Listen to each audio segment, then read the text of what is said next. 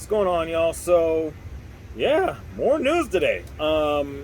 As it turns out, Triple H has completely and definitively taken over as head of creative for World Wrestling Entertainment. And I gotta say, I can't say I'm at all surprised by this. Um, they're really kicking things into gear quick, fast, and in a hurry, especially with Stephanie in charge and very much unquestioned at that. I mean, man, it's just incredible how much of a rapid pace that all of these things seem to be taking at the moment. And I feel like this is just beyond just a breath of fresh air, beyond even being too good to be true. In fact, I can't even say that's what I would consider this because really, I've said it before, I'll say it again. It's ridiculously long overdue. But more than anything else, I think what I love above and beyond what has been discussed to this point, I hear a lot about how a lot of differences, or at least subtle differences, have been noticed, especially on SmackDown, which there were definitely a few of them. And one of which I caught wind of earlier, is definitely a lot more laxed an atmosphere on commentary with Michael Cole and Pat McAfee, which thank God for that. I mean, it's really interesting because when that was pointed out and I was listening to that at the moment, I couldn't help but think, like, damn, that's pretty wild, and it really made sense.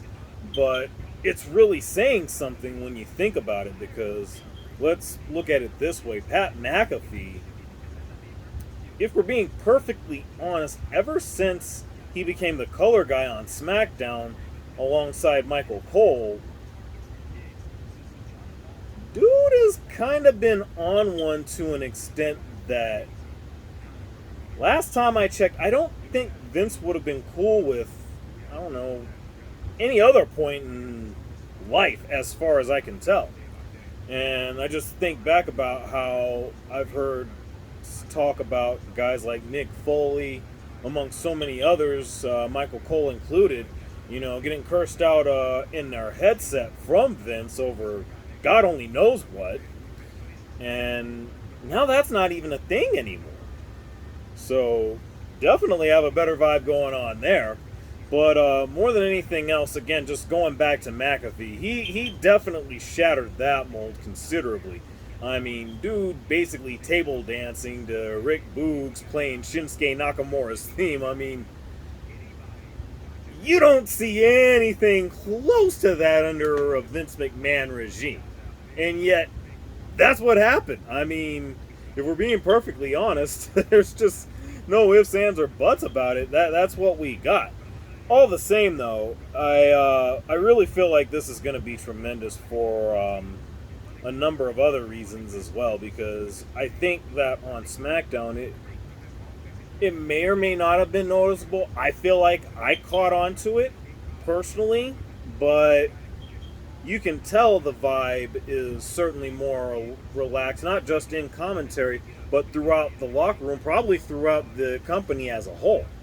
And the more profound part about that, also going back to a commentary moment that night, was with New Day on commentary, where they were out there, during the match between the Viking Raiders and Jinder and Shanky. And you actually heard what I believe is the first time since, I want to say, the AJ Styles debut, and it was the promo between him and John Cena. And at the time, John Cena put him over and spoke up on Ring of Honor, New Japan. I want to say that he mentioned TNA/Impact. I don't really remember that, but fast forward to Friday night, that actually happened again because New Day was talking up their exploits in, of course, the aforementioned New Japan and Ring of Honor. So, things like that are subtle differences, and I think you get to seeing more and more of that as time goes by. And I also am inclined to believe they're really huge surprises for what we'll see moving forward, and I, for one, can't wait. I'm actually looking forward. We're actually uh, 52 minutes and some odd seconds from the start of Raw, so we might even see some things tonight. I mean, we definitely know of Impulsive TV with Logan Paul. Miz will be there.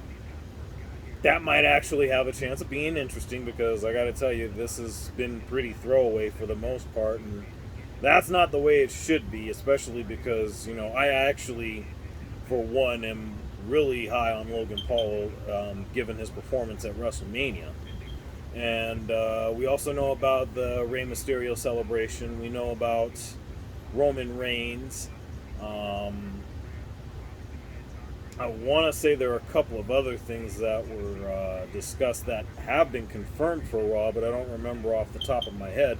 But either way, we're going to see. There's going to be an awful lot of intrigue for tonight's episode of Raw.